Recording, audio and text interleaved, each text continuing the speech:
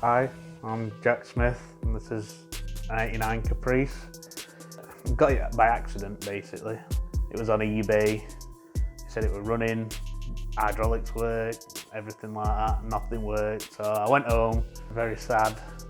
Next day, rang up, gave him an offer and got it delivered a couple of weeks later. I was mainly looking for something like American that I could turn into a lowrider, like a Monte Carlo, Regal. That was my first choice of Regal. Couldn't find any of them over here. The state of the car was horrible. It had bad paintwork, it was all peeling. The hydraulics had one battery, they were all leaking. Nothing had been strengthened. It was just like a father-son bonding session gone wrong. The plan was to make it into a lowrider. It already was. I ended up just strengthening everything. My friend Brad at 53 Fab, he did all the strengthening for me. Made me new arms, just stuff like that. Ended up going to paint it all. It was originally going to be blue to match the interior, then I changed my mind. Went for black, so it looks a bit better. The car originally was a Colorado car. I don't know if it were a police car, a taxi. It got all holes in the roof and holes in the floor for whatever they have. Found a credit card from Colorado under the carpet. Then 1998 it went to Japan. Obviously that's when it got changed to a lowrider, painted. And then I think it was 2013 it come over here and it just sat in someone's yard. Originally the car was white, then it come over here as like a metallic-y blue, like a light metallic blue. It weren't very nice. Every panel was dented, just scratched, all paint was peeling off. I ended up just filling every panel front to back, try and get something like new parts like your rub strips from America, new bumpers. And the paint, originally you lay a silver flake, bury that in clear, sand it all back, and then you can start lining it out with masking tape, which is a really fine masking tape, and then you just work from your layers. You're doing I usually work inner to outer, and then just a solid black side basically. Saw a video of Camden Chrome in America painting, I think it was a blue 64 Impala. I was like, I want to have a go at that. So went and got some shelves, went and bought all my flake and everything from a place local. Watched loads of YouTube videos on different techniques and how to do it, and just started from there. Started taking me a week to do a skateboard to like 5 hours now. So I'm slowly getting there. The interior, I've not really done much. Cleaned it all up. The dash were damaged, so I put a nice cover on it. New carpet, seats are all original. There's a few cigarette burns, but I can't really do anything with that. I'm going to end up changing it to black eventually to match the outside. Probably some flake panels in there, something like that. Probably flake the dash, I don't know. Engine, bog standard, 305 V8. That come with it from factory, but it's had a carburettor installed instead of the EFI. That was done before I had it, but didn't run. There was a fueling issue, no spark, so just give it a good service and get it started. It runs fine now. The hydraulics, two of the pumps are original that come with the car. Pete at Lay and Play serviced them and supplied a third pump. There's 6 batteries. We changed all the rack, so it accepts these batteries and pumps. Hydraulic wise, the cylinders, they were toast, they were leaking. Put all new power balls on back end, new strengthened arms, and just so it can actually take the abuse basically. I've got 13 by 7, 100 spoke wire wheels. They're only China's, they're not a big Dayton company or Luxor, but they get the part, they're cheap to get here, they're not overly expensive to buy. They look the part, nice Maxxis tyres on them. Other than that, nice knockoffs. Get a nice tool for them from Pat Banks at Limit Fabrications. Basically the hydraulics work on a high pressure hydraulic system from your pump in your boot that pushes hydraulic oil to your cylinders in your front or your back, which the more power, the more batteries run through your 12 volt motor. I'm running 72 to the front. So obviously that's 72 volts of motor pushing a lot of fluid at a high rate of speed, which pushes the car up basically. There's a little technique to make it up. Obviously you need to drop it a bit so you can do it again. You just like have to make it like a little cup in your hand with your switch, watch where your wheel is, and it's difficult to start with, but you eventually get used to it. It gets addictive after a while. The batteries, they last a week while you're playing with it. You can play with it constantly for about a week. They don't die fast, but you do have to charge them separate from the car.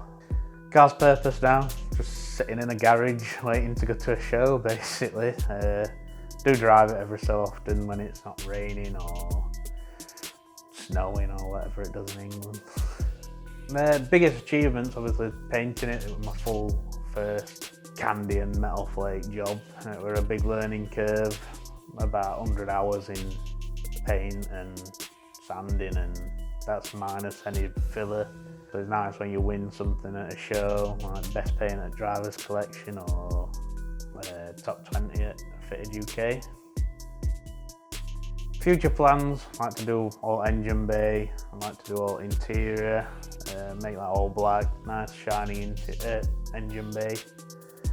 I wanted to add a chain bridge. It's got a bridge already, but I want to add chains so I can get it to 3 wheels, standing 3 wheel. I'd do it again, yeah, definitely. Probably like an Impala estate, nice wagon, pattern all the roof, probably do it black again. Funny story, the exhaust were a bit, when I took that off, it weren't an exhaust, it was just welded together with like 2 tacks on each joint, and it were awful. It was funny to see it, but I wouldn't have liked to drive on it. Also, it was my wedding car. Recently got married, so that was my wedding car. It took me and my mates, my best man, so that was quite good. Not nice to have it there. Biggest difficulties, I can't say anything being difficult on it. It was just like when stuff's got in the way, broke down, or I think the biggest disappointment was fuel leaking at Lodnats, and I had to get a trailer home. But other than that, it's been quite an easy journey. People's reactions, obviously, you can't believe that something that sparkly is driving down the road. They just look very confused why it's so high or why it's at an angle, or they just look shocked. Kids absolutely love it. I don't mind hopping for kids or whatever. But like when you get someone in a white van parking next to you at a traffic light going, "Oh, hop it," it's like, can't be bothered. Driving experience, this is awful. Like you can't go anywhere fast. It's bump steers. You get used to it. It's not really made for driving. It's made for knocking about, hopping, cruising around. It's not a big motorway car or anything like that. Top speed's probably done about 70 on M1 before I felt like I was going to die. Comfortable about 50, 60 mile an hour. Just stick behind a lorry. Don't use that much fuel then. Get everything from Rock Auto really. All your service bits, your parts. There's always people breaking them. Getting someone to post something from America is quite hard, but Rock Auto, you can get everything. It's here in a week. It makes life a lot easier. They're cheap. It's quite nice actually. Started a small business doing metal flake candy paint work.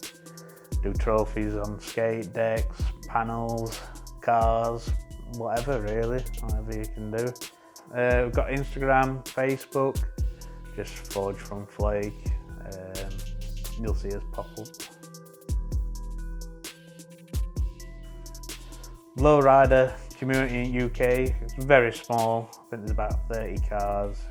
Very nice people, always super helpful. I think we've got like 4 clubs. I'm with Tru Rydaz. Got members all over the world, basically Australia, America, UK. Everyone seems really nice, everyone's keen, everyone knows what they're on about, so if something goes wrong there's always someone to help you. Lay and Play, that's Pete's company. He's the president of Tru Rydaz. He can supply you hydraulics, wire wheels, anything you need basically. He's the man that you need to speak to. Financially, on a car like this, they do take a lot of money. You always break stuff, you rip a chassis like I've just done, but you can always build a project. I bought this car for £2,500 already here. Need a lot of work, but over the years you can just do little bits, get your friends to help you. You can get an expensive car, take a lot of money into it, it's still going to be the same car at the end of the day, but it's the love that makes you want to do it. As for MOT, tax, normal car as you get on anything here. It's an import tax, so it's a bit less than a normal V8 that you'd buy here. Police are usually fine with it. They just want to come up, have a look, have a talk to you about it. They're usually gobsmacked, never say anything, just right, on you go. To join a lowrider club, there's usually a 6-month probation before you get your plaque, your t-shirts, stuff like that. To be fair, it's quite nice over here. No one's bitching. We haven't really got rules, just like if you've got a nice car, basically. In America, they can be picky. You can't have 14-inch wheels, you can't have a 4-door. It's just different clubs have different rules.